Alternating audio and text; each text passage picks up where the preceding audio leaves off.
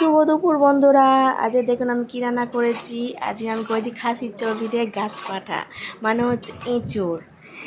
তো এই এঁচোড় আমার খুবই প্রিয়, আর চর্বি তো আমার মুখে লেগে থাকে একদম তুলতুলে, একদম লাল টকটক মানে টকটকে থলথলে হয়েছে একদম।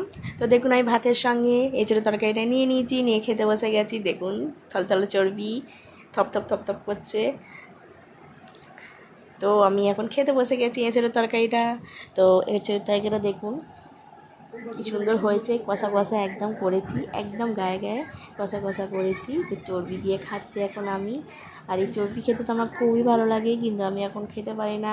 তো আজকে আমি মনে করছি যাই হয়ে যাক, আমি আজকে চর্বি খাবো, আর এঁচোড় দিয়েই খাবো।